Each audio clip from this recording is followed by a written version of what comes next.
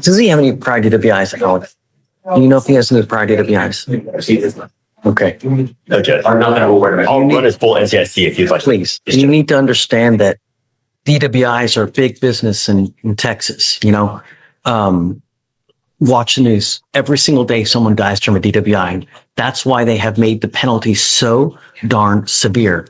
A third DWI, you're looking at prison up to minimum 2 years in prison, a maximum of 10 years in prison.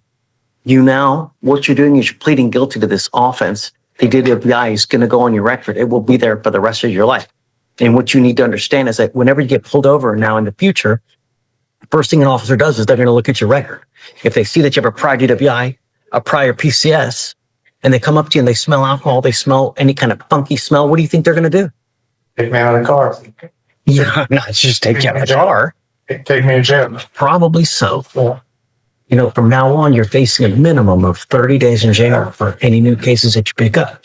No more proverbial slaps on the wrist. Do you understand? Yes, sir.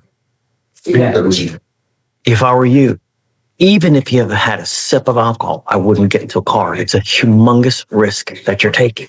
You understand? What you have worked out is 180 days in jail to be probated for 1 year. As part of the conditions for you to complete this probation successfully, you must do a DWI education class, 2 victim impact panels. You must also do what's called a TRAS. This is an evaluation to see what conditions you may need. They assess other conditions like, supportive outpatient treatment, intensive outpatient treatment. You must also fulfill those as well. No drugs, no alcohol, guardian interlock. No breath test refusal. What that means is that if you're pulled over in a car, an officer asks you to submit a breath test, you must do it while you're on this probation. If you don't do it, you're in violation. If you violate this, I'm going to issue a warrant for your arrest. I'm going to put you in jail. I'm going to bring you back out. We're going to talk if you violated your probation. If you do, you're looking at 180 days in jail. Do you understand? Yes, it would also be a minimum of 30 days. We discussed that. On this case, it would be a 30-day minimum. Is it beer? No. So he's doing 30 days as a condition.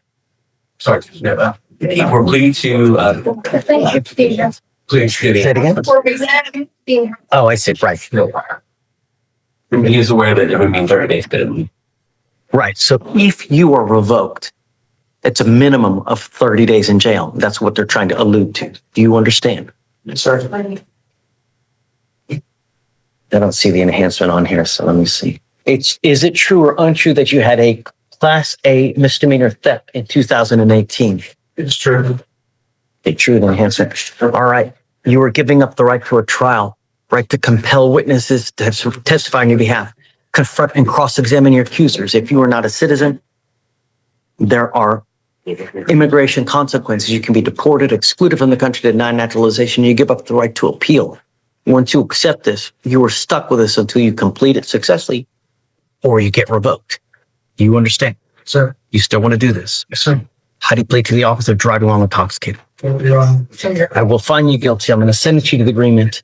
Does this also take care of the case upstairs? They're going to dismiss the felony case upstairs. This is a great deal for you because anytime you can avoid a felony, you're winning. But you have to understand that there's only so many times, that they're going to do this where they're going to dump one in exchange for the other, especially a felony offense. It doesn't happen over and over. Understand. You understand? Sir. All right. Now, I want you to understand one more thing that, as I said earlier, DWI is big business. There is a $3,000 surcharge that we normally apply to cases like this. This is your first offense.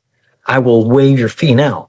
But if you pick up another DWI, it is a $6,000 surcharge. And if you don't pay it, every $100 you owe, you sit 1 day in jail. So you can imagine how much time you'd be doing if you pick up another DWI. You understand? We all make mistakes. But the idea is that you don't continue to endanger other lives by making these stupid mistakes. Get a clue. Good luck to you, Mr. Turbo. All right. Thanks, Josh. I just filed a revoke and raise. He picked up a murder charge. Yes, sir. Wow. This last week. This is the young guy that, How old is this kid? What happened? 17. 17. He picked up a murder case. What happened? From my understanding, it was a weed deal gone wrong. Oh, I read about this, right?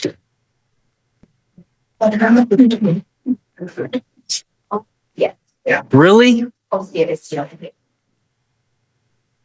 Okay. I'm so disappointed, Mr. Jones. I can't tell you how disappointed I am. You know, we've got but one life to live, just one. You don't get continued. You don't get multiple chances, man. You're not a cat. I'm bringing you out here because we're talking about you, and it's only fair that you hear what's going on. Because you've now picked up the murder case upstairs, the state has asked me to, your bonds are now set at, on both of your cases, on your assault and your criminal mischief, they're both set at $5,002. They did not give you a PR bond on those cases, and the state has asked me to revoke and raise those cases because you are a danger to our public. You've not made bond on those cases, so I'm going to deny their request to revoke and raise your bond. But I'm going to tell you now that I don't know if you're going to get out because your bond is set at $250,000 upstairs. But if you do, I don't want you to go anywhere. I want you absolute home confinement, 24 hours a day, 7 days a week. Do you understand? And you will have a GPS monitor, no drugs, no alcohol, no weapons, anything else? No, Judge. Not from the scene.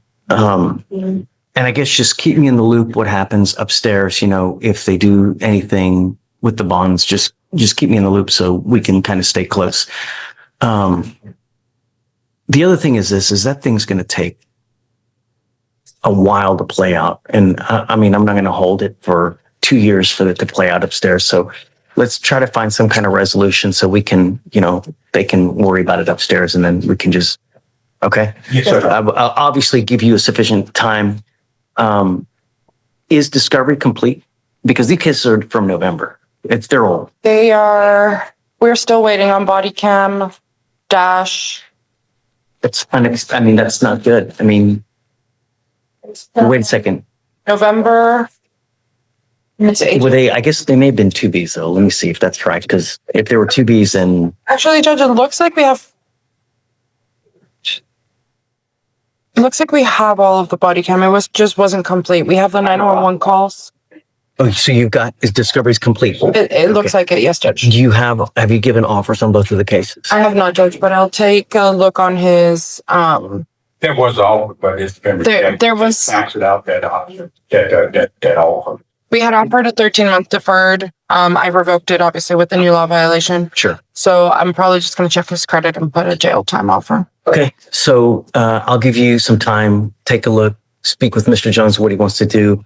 The cases are kind of old, so when we come back in the next time, you must accept the offer from the state. Otherwise, I'm going to set your cases for trial here. You understand? Okay, man. But Judge, in all honesty, I can let him know right now, considering that he has a murder case, I would be reluctant to plead him guilty to an assault case because that could be used in punishment. He's in enough trouble. We may as well set up a trial if there is not going to be a dismissal on this case. I'll speak to the felony. I mean, Sure. The murder was just filed a couple of days ago, so I'll speak to the felony, see what the CW wants on the assault, So let's set it a week and out. look at it. Talk to felony. Yes, See Judge. what they want. In a week, we can set it. Yes, sir. Yeah. Okay.